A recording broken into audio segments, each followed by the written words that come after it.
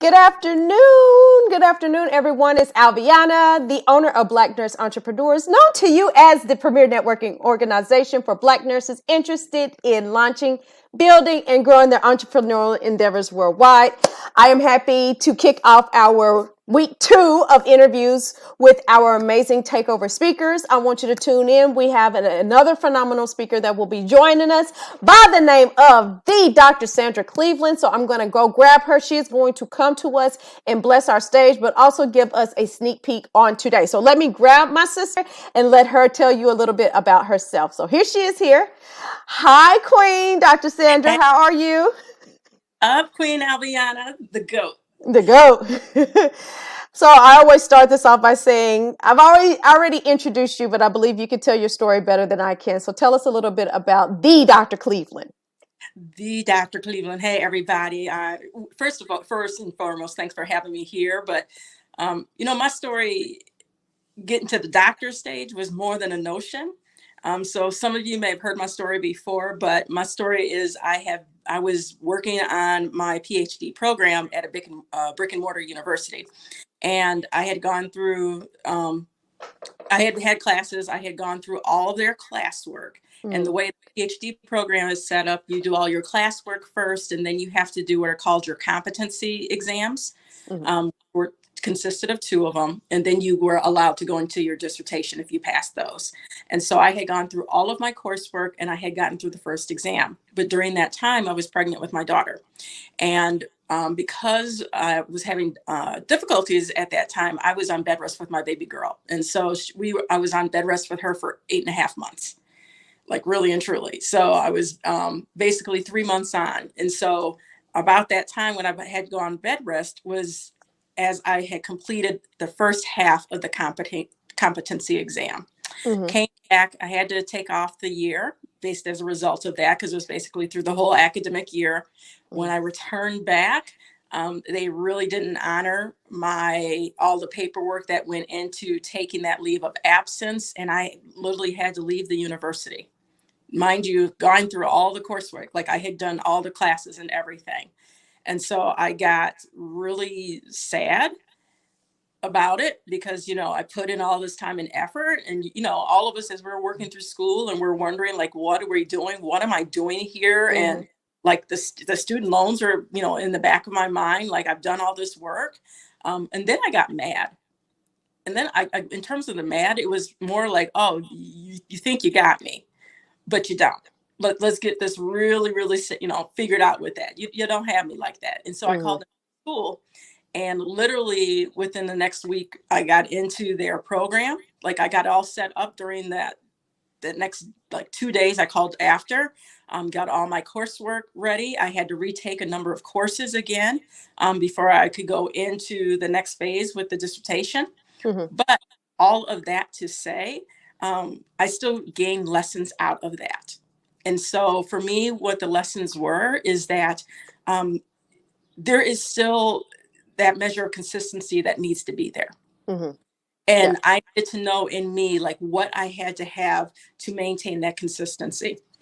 Another lesson that I gained out of it was really thinking about, as I went through the journey, the first school had it set up that you were kind of dictated in terms of what pathways you could take for your research. And so I had more freedom in the research that I went into in the second piece. And that was kind of a piece that I kind of butted heads with at that time. But that lesson that came out of it was I realized how much I loved the educational technology piece. And I wouldn't have had that opportunity had I not been online at that university, had I not and looked at it and said, oh, I could teach. I could do this. You're like, I've been teaching for years. I could do this. And so realizing that became like a first step into it. And then realizing that some of the gifts that I bring as an educator could come into play. Like that became my bag for real. I loved playing with the technology. I loved making and disrupting education as I could do it at that point in time. And I would never have known that had I not gone through this part of the journey. Gotcha. So what I gather out of it is, and this happens to us not only in nursing, but in our businesses, is that we hit little roadblocks in issues and challenges in the business and completely give up. One of the reasons why, so you guys see at the bottom, it says confidence, consistency, and customer service. So we had Jocelyn on last week that was talking about the more customer service part of business. Sequisa last week also was talking about confidence. Sandra's bringing in the consistency. So what I really want our audience to really gather is that the type of consistency and tenacity that it takes, not only through nursing.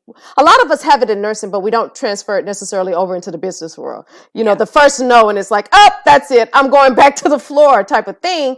But there's a level of consistency that has to be there. So what I want to know from you is, what did you gather out of that story that you now take over into the business world as you grow your businesses?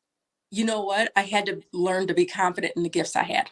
I think that was one big piece that, you can get all the degrees that you want to, but really the degrees are setting you up. Like I preach education, so you know me with that. But in the same manner, I preach louder about freedom and options. And so we have to have the confidence as entrepreneurs to know where we fit in this game plan, and how do we transfer the values that we bring, okay, from the bedside over into our entrepreneurial endeavors.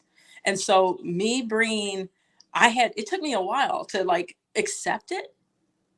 It sounds kind of crazy, but I kind of sat behind me. Like I've been in here for a few years, you guys, but I kind of sat behind the scenes like, I'm not sure if I should put myself out there and things like that. And that's even with all the degrees, but consistency mattered. And so one of the things I had to really hone in on is like, put myself out there. You've got to say something for it to even start. You've got to acknowledge that you are the CEO of your brand before it's going to happen, right? For sure. We got to be that visionary to get that started. But in order to be that visionary, we still got to get the steps to take towards that. And that's where that consistency really starts coming in. And so one of the things I've been working on, and it's a continual process for a lot of us, but getting in that social media, the game with the social media, and making sure the avenues that your target audience is going to be at is where you're going to reach out at. Because just because like Albiana, your lane may be, obviously Facebook, IG, but that may not be my lane depending on what business I have. And it's really important to realize that. And I think part of it in terms of that journey is the consistency had to be there for that audience, and realizing that had to be for that audience. Like, we look at our friends, we look at our family, and, all of us get into a stage where we may, like, especially early on, like, why aren't they supporting me in this? Yep. What's going on with this? Yes. Say something, like, for real, like, y'all say something good about, yada, yada, yada, yada. But the reality is they weren't my target customer. And when I realized that changed the game for me, like really put that and hone that in there. And then the other thing that honed in for me to like start the consistency is honing down my message. That was big for me. So my story in terms of that, I want to help other future doctor nurses who are going through that struggle, because I get it. It's still fresh in my mind. I've been out of that for, I can't believe I'm saying it, 8 years. Yeah, 8 years now. But it's as fresh in my mind as if I just went through that. And even when I see some of the pictures, it's like, oh, wow. Like, you go through that. And so I want you guys to realize that, like, take it step by step. Allow yourself to appreciate the process, right? And so when you create your process, whether it is you manually being in the game or later on, once you kind of work that process through, automating it, okay, it's showing that consistency, and that consistency does matter. For sure. And it really matters. You were talking about really honing in on your message and what it is that you do, who you serve, really matters in the consistency too, because you can be consistent with the wrong message. You can be putting out content that's not really feeding anybody, right? And so I like that you said that, because part of this is a very systematic process. You need to follow the steps. Do this first before you jump to part B. If you go out of order, some of it might seem a little odd, right? So I'm glad that you said that. And in sitting here listening to you, we're talking about confidence. And I kind of feel like another thing is, the more consistent that you are, the more you kind of build up your confidence. So I've Absolutely. noticed, like, even with me in the very beginning, I'm not going online. I'm not doing that stuff. The more I do it, the better I've gotten at it. Now it's no big deal. The better I can speak on stages or openly speak about my business. Somebody comes up to me. I've done it so many times that it's like clockwork. And so the consistency is really just practicing a thing over and over and over and getting better at it and serving that client. But I'm super happy that you said that hone in on your message first Yeah. before. That is I, critical. yeah, I love, and when I love what you said about like you're feeding that audience. And so one of the things I felt like I was doing early on when I couldn't find the right message was feeding them junk food. Know what I'm saying? So one of the things that I had to work on is I need something of value, like the meal, like tidbits of the meal to know, hey, this is an appetizer, but when you're with me and you are with me, I got you. This is the real thing. Like you are going to gain value out of this. Right. And I want folks to understand that I can help identify some of those things that you gain out of it, but it's more important that I understand what you need to gain out of it as well, so that we see that we're a match. Because consistency matters from both the coaching side and the person who is receiving that coaching side. For Is sure. just as important. For sure. For sure. Yeah. Yeah, that's good stuff. And like I said, I'm glad that you mentioned those things. So those are things that we need to start talking about a little bit more, not only being consistent, but what does the message look like and who are we serving with the consistency? Because again, you can make a bunch of content and you can create a bunch of courses and a bunch of pretty graphics, and it means nothing if you're not serving the right audience. You don't really truly understand what your purpose is there. You said it's like feeding them junk food. Yeah. Mm. I mean, it really truly is. I mean, you may feel like you're happy about it for a moment, but if you step away from that experience and you're like not really satisfied about that, then am I really providing that consistent, that strong experience? Probably not. It also is detrimental to you too, as the business owner, when you haven't figured out really what your lane is, who you're Yeah. serving and stuff, because you'll burn out. Ooh. You'll be creating a bunch of consistent stuff on something that is really you're not passionate about. I You'll promise burn you. out. Yeah.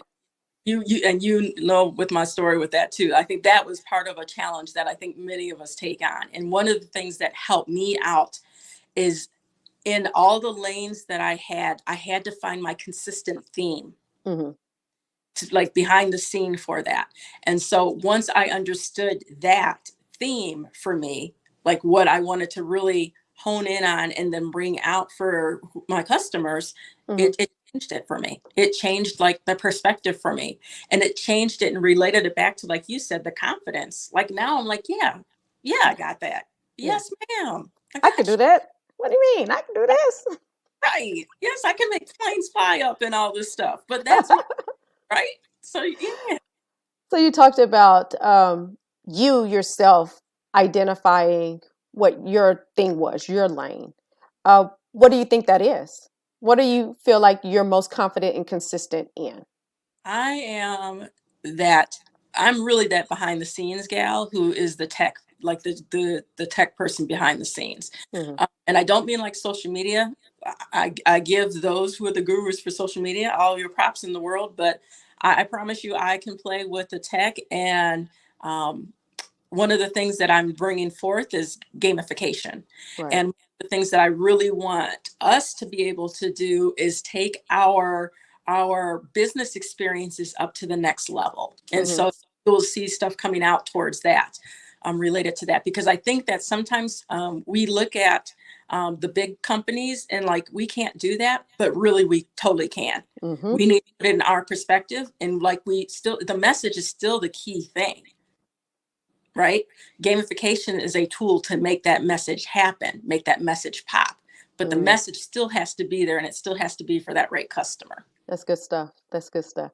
Well, I'm happy. I'm excited. I'm glad that you have agreed to come to our event. I really appreciate not only your wisdom guidance, but also the support.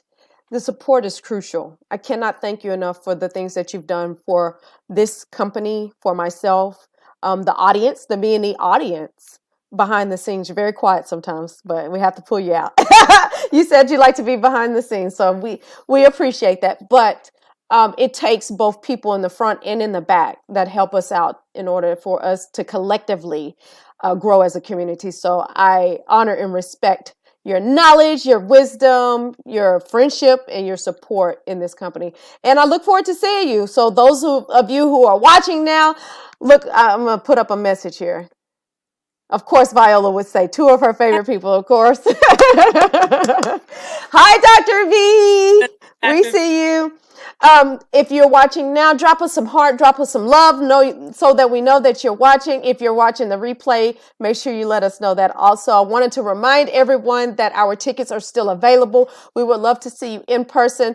Dr. Cleveland is a master when it comes to not only gamification, but systems, automation, those things behind the scenes that are not cute and sexy with the business. She actually does really well with them, trying to help us to get our business to a consistent level where it's automated, where it's flowing smoothly, where it's growing smoothly. So this is one of the reasons why I wanted her to be a part of our event, and I'm super excited that she will be there. So with that being said, I think I dropped the link in the description. I will drop it in the comments too. But long story short, we still have tickets and hotel rooms available. We would love for you to be here and be a part of our in-person event, because that's where the utmost value will be. We have a lot of people that will be in the room, but nonetheless, we will be in the room growing strong, healthy community and businesses. And that's what is I'm most passionate about that. So thank you, Dr. Cleveland.